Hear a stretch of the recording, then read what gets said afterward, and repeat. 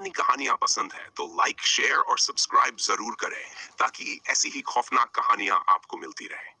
चलिए वीडियो को शुरू करते हैं।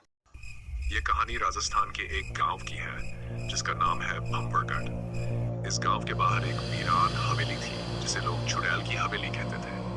कहते हैं वहां एक आत्मा भटकती थी जो रात के समय रास्ते से गुजरने वाले लोगों को अपना शिकार बना लेती थी।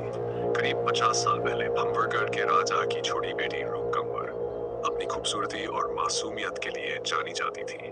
उसकी शादी पास के एक रियासत के राजकुमार से तय थी, लेकिन सौतेली माँ को यह रिश्ता पसंद नहीं था। उसने षड्यंत्र रचकर एक रात रूप कंवर को हवेली के कुएं में धक्का दे दिया। रूप कंवर की आत्मा उस कुएं में बस गई। कहते हैं मरते वक्त उसने बदला लेने की कसम खाई थी। कुछ ही दिनों बाद उसकी सौतेली माँ की रहस्यमयी मौत हो गई। उसका शरीर उसी कुएं में पाया गया जहां से रात भर डरावनी हंसी और चीखें आती थी। धीरे धीरे यह सिलसिला बढ़ने लगा। जो भी हवेली के पास जाता वह गायब हो जाता या फिर उसकी लाश कुएं में मिलती। गांव वालों ने हवेली को बंद कर दिया, लेकिन यह खौफ यहीं खत्म नहीं हुआ। समय बीतता गया, लेकिन गांव में अजीब घटनाएं होती रही। रात के समय लोग किसी के रोने और हंसने की आवाजें सुनते।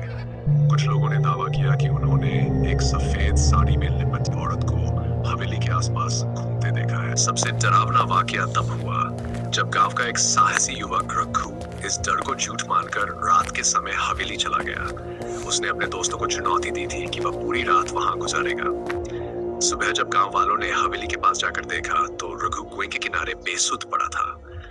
उसका चेहरा डर से सफेद हो चुका था और उसके नाखूनों में खून लगा था।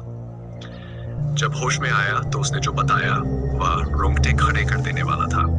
रात के ठीक 12 बजे कुएं से एक सफेद साड़ी पहनी औरत निकली। उसकी आंखें सुर्ख लाल थी और उसके पैर उल्टे थे। वह हवा में तैरती हुई मेरी ओर आई। मैं भागना चाहता था, लेकिन मेरे शरीर ने काम करना बंद कर दिया। उसने अपनी ठंडी उंगलियों से मेरा गला दबाने की कोशिश की और मुझे अजीब सी आवाज में बोली, तू भी उसी की तरह मरेगा जैसे मैंने बाकी सबको मारा। रघु के बाद कई और लोग गायब होने लगे। गांव वालों ने एक प्रसिद्ध तांत्रिक बाबा भैरवनाथ को बुलाया।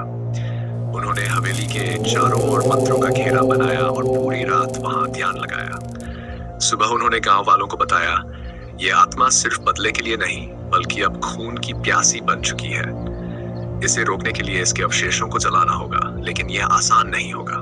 गांव के कुछ बहादुर युवकों ने बाबा के कहे अनुसार कुएं को खोदा तो वहां से एक नरकंकाल निकला। बाबा ने कहा कि यह रूप कंवर की आत्मा का शरीर था। उन्होंने मंत्रों से उसकी मुक्ति की प्रक्रिया शुरू की।